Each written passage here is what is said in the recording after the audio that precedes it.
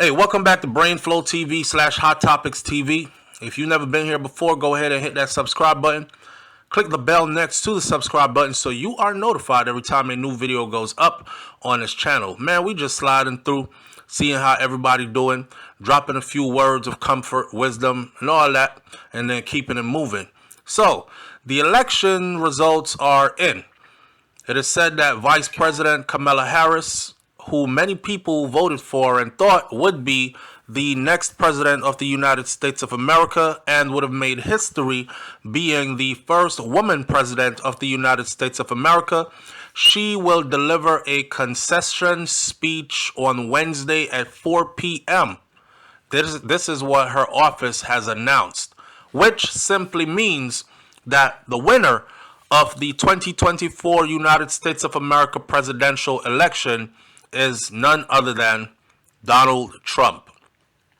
There you go. You have it. The people have spoken. Now, let me say this first before I go into any other piece of information. I'm not going to get into the whole there are over 20 million votes missing, ballot box burnings, activities that were happening, ballots were stolen, intimidation tactics used like bomb threats called into Democratic stronghold, voting areas, all that kind of stuff. We're not going to get into all that though. We're just going to act like it didn't happen and say this is over with and this too shall pass. When Donald Trump gets into office, I hope that the things that the people who voted for him believe he is going to do to make America better for all Americans, including the ones who didn't vote for him, I hope that he is able to get those things done and actually make America really great for all Americans. Now, with that said, Kamala Harris will speak at Howard University, which is her alma mater in Washington, D.C., where her supporters watched returns Tuesday night before being sent home after midnight as the president-elect Donald Trump pulled ahead in the battleground state results. It came down to that. All the leaders from around the world are calling and are sending out their congratulations to President Trump at the moment, which is quite a sight to see.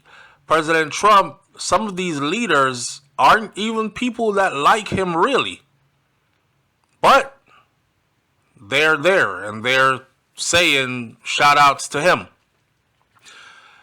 At first, they said we had invited you to join the Harris Wallace campaign for an event with Vice President Kamala Harris at Howard University in Washington, D.C., and the doors would have been open at 1 p.m., and they went over there to have their, I would call it the election watch party. The crowd was staggering.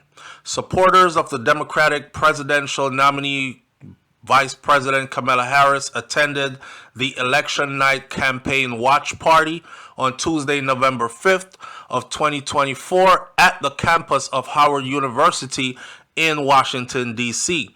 The amount of people that were there at this watch party would have had you thinking that she's going to win, but it was not meant to be. Now, of course, there are a lot of people who are saying something is very off about this election, something is very wrong about this election, and of course there are a lot of people who have their reservations about Donald Trump and his track record, 34 felonies to his belt, convicted sexual misconduct with one individual where he was ordered to pay her $5 million in a court of law, and just, his record, multiple bankruptcy filings, etc., and he was still able to run for president of the United States of America even while awaiting sentencing.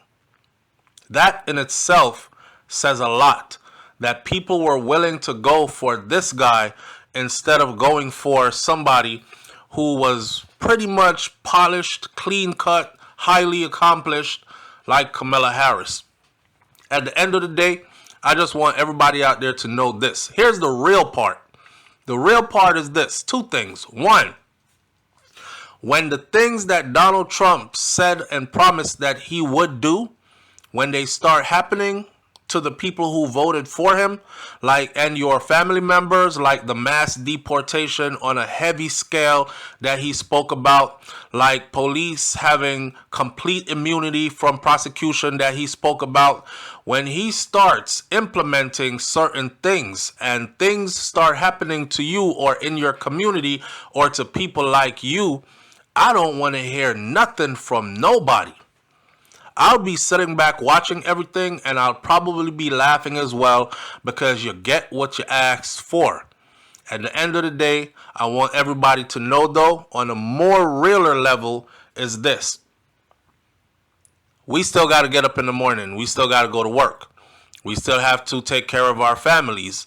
We still have to be tax-paying, law-abiding American citizens who we do not break the laws, we do not get in trouble, we are out here being good people. We're still going to have to continue to do everything that we were doing before. And maybe some of us will have to even do a little bit more, right? And that's the reality of that. A president changes positions at the White House changes nothing in your life on a day-to-day basis. You're not going to wake up tomorrow morning and your bank account is filled with millions of dollars. You're not going to wake up tomorrow morning and all your problems, marital problems, problems with your children, your home problems, anything is much different.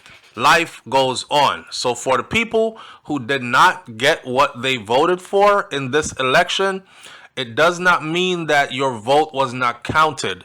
It does not mean that you do not count. It does not mean that you stop voting. It means that you win some and you lose some, and that is the nature of the game. You can't win every time.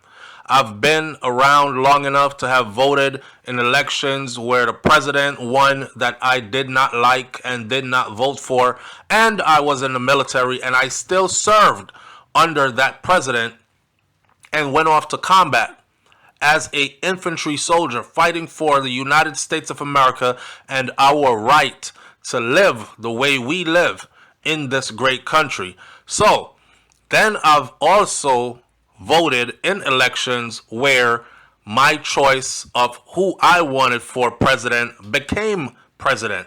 So I've had losses and I've had wins. It does not stop me from voting, and I encourage you to respect the democratic process. It does not stop us from voting. We'll be out to vote again. At the end of the day, it's time for us to put aside all the issues we have and try to live like one big American family. The division stuff is not going to work for us. And if who they have elected to become president pushes division in any way, then we're going to have to live under that regime until that too expires. Don't ever forget this. Nothing lasts forever. Nothing lasts forever. And if this ain't your thing, or if this is not the person you want to see as president, comforting thought, this too shall pass. I'll catch you all on the next video, man. Shout out to each and every one of you. Hit that subscribe button.